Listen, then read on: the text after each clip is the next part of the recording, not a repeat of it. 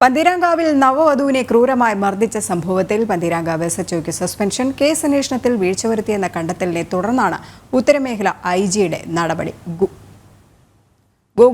Google ഈ നവവധു പരാതി നൽകി അല്ലെങ്കിൽ ഭർത്താവ് ആക്രമിച്ചു എന്നുള്ള രീതിയിൽ പരാതി നൽകിയിട്ട് പോലും യാതൊരു നടപടികളും എടുക്കാതെ പ്രതിയെ സംരക്ഷിക്കുന്ന നിലപാട് തന്നെയായിരുന്നു ഈ പന്തീരാങ്കാവ് എസ്എച്ച്ഒ സ്വീകരിച്ചിരുന്നത്. അതിൽ പ്രതിഷേധങ്ങളും ശക്തമായിട്ടുണ്ടായിരുന്നു. വനിതാ കമ്മീഷൻ വരെ ഇക്കാര്യത്തിൽ ഇടപെട്ടിട്ടുണ്ടായിരുന്നു, പോലീസിനെതിരെ പറയുകയും ചെയ്തു. അതിനുശേഷമാണ് ഇങ്ങനെ ഒരു നടപടി ഉണ്ടായിട്ടുള്ളത് പോലും.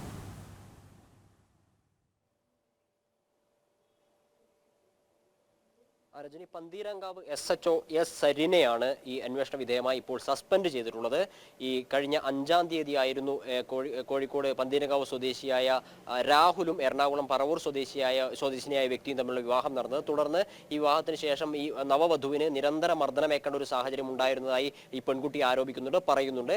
ഈ കഴിഞ്ഞ ദിവസം ഈ വരന്റെ വീട്ടിൽ വെച്ച് നടന്ന സൽക്കാരത്തിൽ എറണാകുളത്ത് നിന്നുള്ള ഈ പെൺകുട്ടിയുടെ ബന്ധുക്കൾ ഉൾപ്പെടെയുള്ള ആളുകൾ വരികയും ഈ പെൺകുട്ടിക്ക് മർദ്ദനമേറ്റതിന്റെ പാടുകൾ കാണുകയും ചെയ്തിരുന്നു. തുടർന്നാണ് ബന്ധുക്കളുടെ നേതൃത്വത്തിൽ ഈ വധു തന്നെയാണ് പന്തീരാങ്കാവ് പോലീസ് സ്റ്റേഷനിൽ എസ് സരിന് നേരിട്ട് പരാതി നൽകുന്നത്. എന്നാൽ പരാതി നൽകിയ സമയത്ത് വളരെ നിസാരമായ വകുപ്പുകൾ ചുമത്തി, അതായത് ജാമ്യം ലഭിക്കത്തക്ക സ്റ്റേഷൻ ജാമ്യം ലഭിക്കത്തക്ക വിധത്തിലുള്ള വകുപ്പുകൾ ചുമത്തി രണ്ടുപേരെയും പറഞ്ഞു വിടുന്ന ഒരു സാഹചര്യമാണ് ഉണ്ടായിരുന്നത്. അതിനെതിരെ പെൺകുട്ടിയുടെ ബന്ധുക്കളും പെൺകുട്ടിയും രംഗത്ത് വരുന്ന ഒരു സാഹചര്യം ഉണ്ടായിരുന്നു. ഈ എസ്എച്ച്ഒ എസ് സരിൻ ഉൾപ്പെടെയുള്ള അന്വേഷണ സംഘം ഈ രാഹുലിനെ രക്ഷപ്പെടാൻ സഹായകമാകുന്ന രീതിയിലാണ് ഇടപെടൽ നടത്തിയത് എന്നൊരു ആരോപണം വളരെ ശക്തമായിരുന്നു. തുടർന്ന് വനിതാ കമ്മീഷൻ ഈ വിഷയത്തിൽ ഇടപെട്ടു. മുഖ്യമന്ത്രിക്കുൾപ്പെടെ ഈ പെൺകുട്ടിയുടെ ബന്ധുക്കൾ പരാതി നൽകുന്ന ഒരു സാഹചര്യം ഉണ്ടായി. തുടർന്ന് ഈ സരിനിൽ നിന്ന് ഈ അന്വേഷണം പന്തീരാങ്കാവിൽ നവവധുവിനെ ക്രൂരമായി മർദ്ദിച്ച സംഭവത്തിൽ പന്തീരാങ്കാവ് എസ്എച്ച്ഒയ്ക്ക് സസ്പെൻഷൻ, ഒടുവിൽ നടപടിയും എടുത്തിരിക്കുകയാണ്. വിവരങ്ങൾ നൽകുകയായിരുന്നു ഗൂഗിൾ വേണുഗോപാൽ കോഴിക്കോട് നിന്നും.